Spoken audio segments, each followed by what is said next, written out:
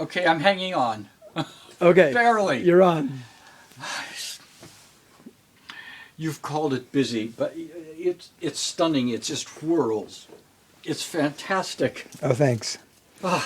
So, Peter, the basic thing that I've noticed in Akiva's mosaic works is that the mosaic of it surrounds a drawing which he has made, and then the drawing is framed, pieces of wood, perhaps, but that is what most It's kind of sealed in like the way a square rectangular picture frame would be. In fact, So- these are mosaic pieces almost. The wood pieces feel that way too.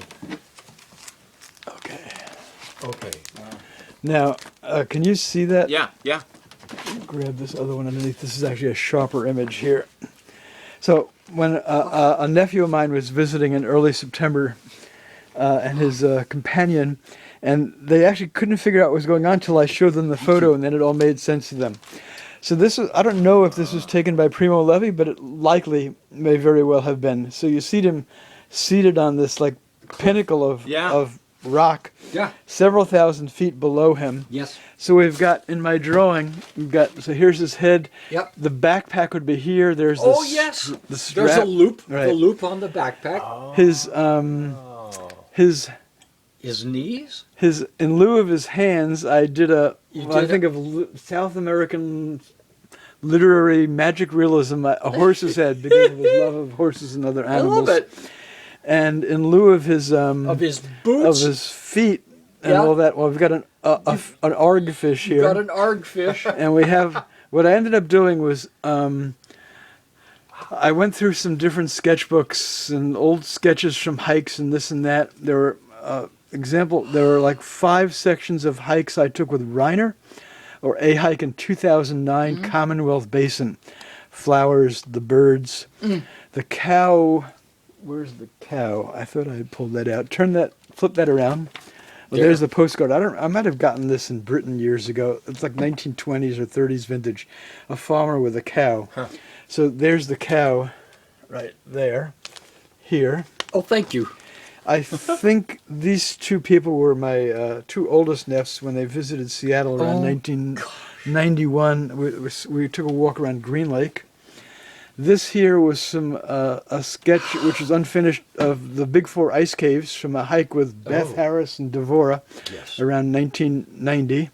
So I collaged it on there and drew around it. I drew a chicken from one of my drawings of a chicken. There it is. I looked for something in my home that would pertain to this era. The only thing I could find, I have my mother's drafting set of tools. Oh, my she gosh, worked yes. for Todd Shipyards in New York during the World War II years as a draftsperson. Really? So, and I copied this from an old encyclopedia of some building in Rome.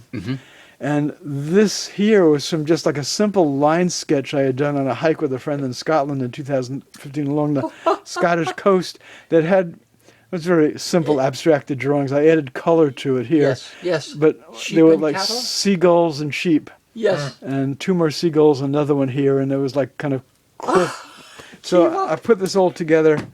I was either Beth visited not long ago when she was in Seattle.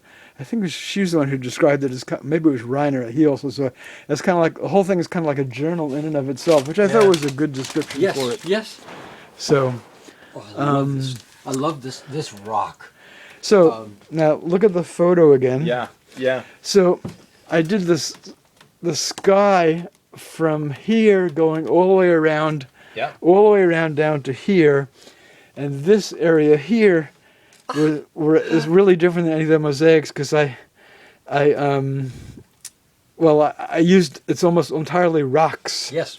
Yeah. And Not so, broken glass, but... And I had a really hard time grouting them, but I eventually did. But Yes, you did. they'd give it a whole different look to it. Yeah. Oh yeah, totally. So And once again, you have, I don't know what you call the bottom of this thing, but you introduced this into your mosaics. there was one a while work where back. you exclaimed, it was I called it- Mira Steiner, and you called it like I called it an altar. an altarpiece, right? An altarpiece. That's right.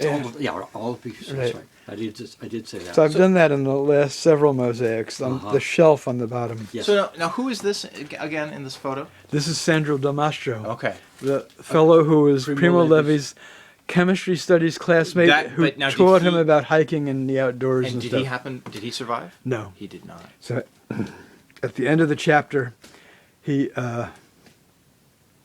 says what happened to him, and Man. it kind of hit you like a jolt. He described, and I had to look up exactly where he was referring to in terms of place and all that. Evidently, he had gotten into anti-fascist partisan work. He was arrested and escaped from some house where they were holding, like a fascist house where they were holding prisoners. And he was, he says something like he was shot in the back by one of Mussolini's child executioners with a Tommy gun. The executioner was 15. Oh my God.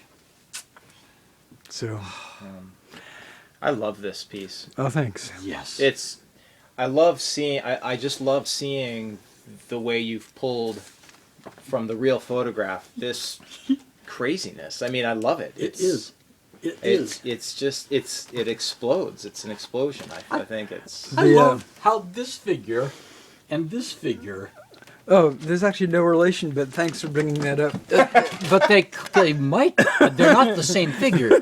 You've written down here, this is Vittorio Emanuele III, former King of Italy. of Italy, makes a surprise visit. Buongiorno. Now, so I have these two encyclopedias from, like, I don't know, 1910, 1905. There's an old engraving of him in one of them, and I had to look him up on the internet to make sure he was cool. He actually was around in the 1930s and stuff, but he sounded like as if he wasn't overly. If he had been overly fascistic, I don't think I would have put him in there, and I wouldn't have. I But he think sounded you're all right. I don't think so. Yeah. So, This is super cool. no, we really have to. 8 of these done now. They've never been exhibited together. They haven't been. Not together. No, so far, 3 of them were exhibited at Seattle Central College in 2013. Okay, they're no longer there. No, they're here. Oh, everything's here. Okay.